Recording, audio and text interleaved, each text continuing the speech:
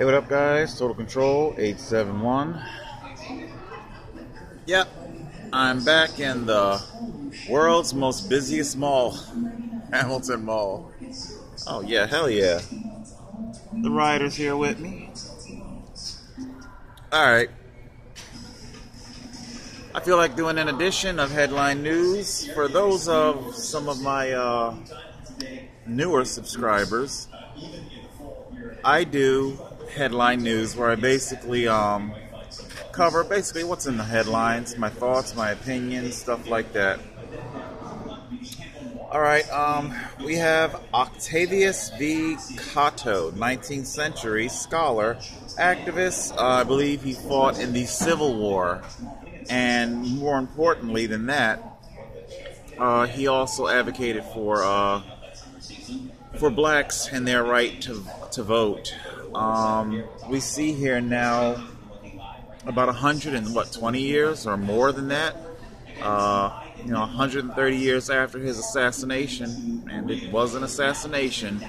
Sometimes people say that it was a death. Everybody dies eventually, but he was assassinated for his efforts of trying to get blacks to register to vote.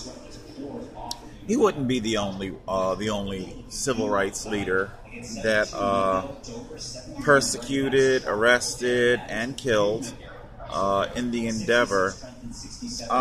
He got a very nice statue. I think his statue looks a lot better than Martin Luther King's. I didn't care for Dr. King's statue.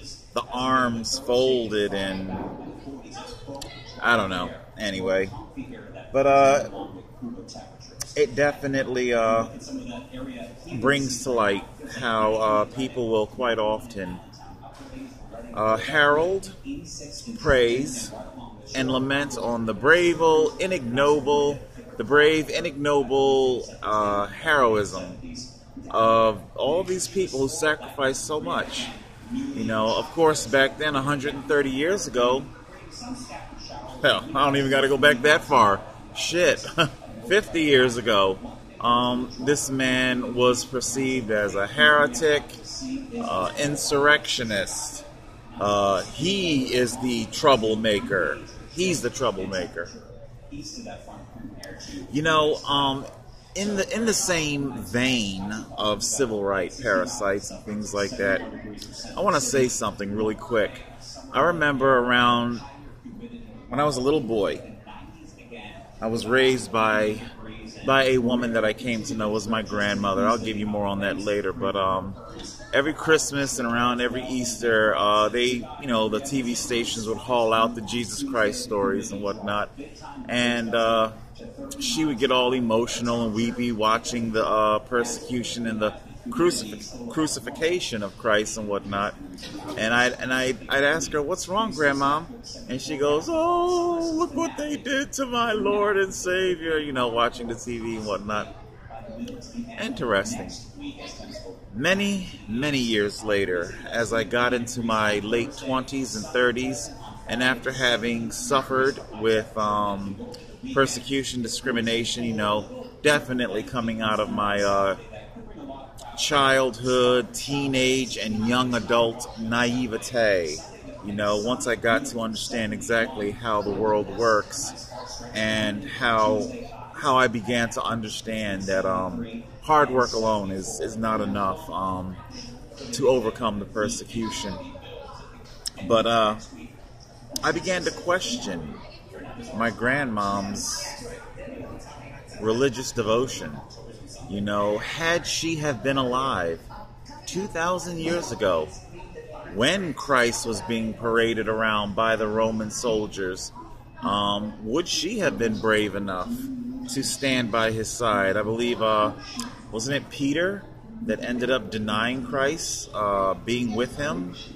And of course, we all know the story of Judas and what he did. So it just begs the question. It's so easy. All these many years later, after the battle has been fought and won, after the heat of battle, It's so easy to step up to the plate and say that you side with the winning side. I believe there was a congresswoman on the floor of the Senate today. She did a kneel in support of the NFL players. You know, just about everybody in the NFL now is kneeling during the anthem. I wasn't terribly impressed by the congresswoman's display. This is all after the fact, where it was very much indeed obvious. The pro-sentiment for the right to exercise your First Amendment right. So this congresswoman, she gambled nothing.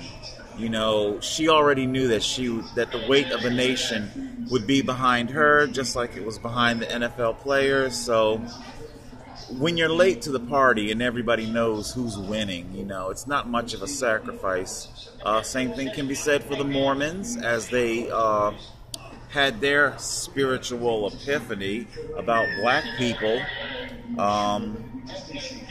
It was in the 70s, after the civil rights movement had been fought. Once again, after the heat of battle, now suddenly God comes to their grand poobah, or whatever they call their leader, you know, and have a spiritual epiphany. And of course, yes, of course, it was always our intention to bring black people into the fold. Quite frankly, I'm waiting for them to have another one of their scheduled epiphanies about gay people. I'm sure it's just a matter of time before, now that gays are winning, sure, you know.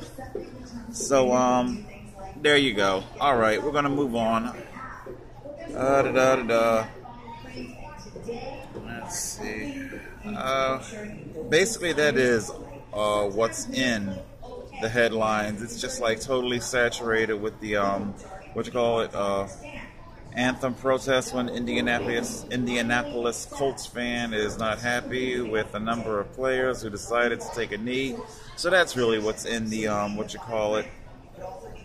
Mark Anthony is chiming in on the NFL. Like I said, I'm not terribly impressed with a lot of these people. They're coming in very late and after the fact, where we already knew that the public was going to be behind you, you know. So you gambled little and you gained little, as far as I'm concerned. I can't help but wonder, should my death become necessary?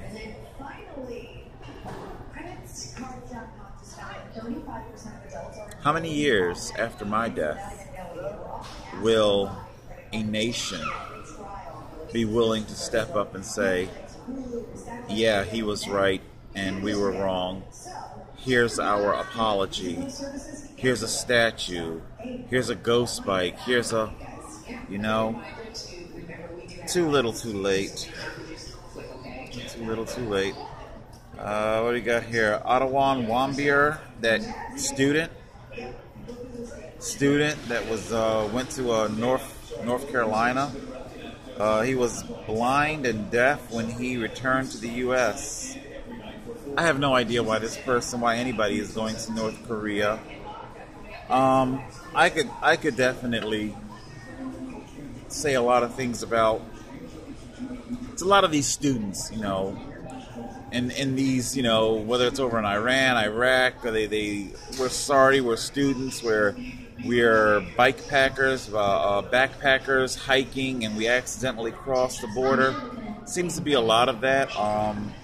If they are indeed operatives and that's their cover story, get a better cover story, because even I'm beginning to question it. All right. I don't know if there's much of anything else here.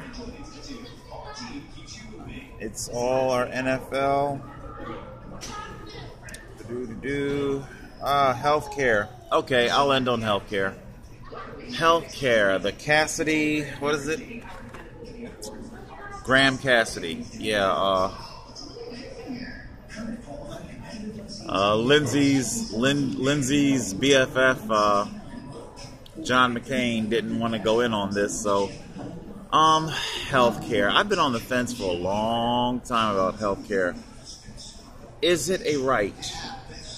Is it a right? I have a medical condition. hypogonadism type 2. We've spoken about it in the Body Talk episodes.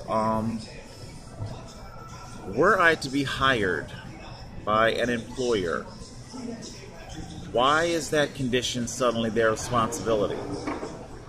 You know, I understand that were employees not to have health care, they would deteriorate, obviously lose their jobs, and obviously replacements would be needed. So I suppose it could be factored in the cost of a high turnover rate versus the cost of the employee's portion of paying into the health care. I just don't know. Is it the employer's responsibility? You know, whatever's wrong with you, if I am your employer, if I am the owner of the business, why is it my responsibility to pay for your health care? Now, when you trace this back to the hub and the nexus of the problem, why is health care so expensive? You know, the healthcare industry has just been raking people over the coals tremendously. I believe we're going to see a massive revolution here, especially with the 3D printers. Prosthetics used to cost a fantastic amount of money. They still do, but we're also seeing that 3D printers are giving the professionals a very serious run for their money. So, like I say, technology will be making life a lot less expensive. So there you go. I just don't know if healthcare is a right. If it is a right, does the right fall to the employer's responsibility? You know, should the government be taking care of this? I really don't know. I'm still on the fence, I guess. All right, guys, I've gone long enough. Yeah, our security guard hasn't come by to kick me out. I think it was maybe conveyed to him that there are other issues that they probably need to be worried about. And I'm sure with time, therapy, and the correct medication, he'll come to forgive me and the Black Rider for having desecrated his precious mall. Alright guys, that's it for now. Total Control 871.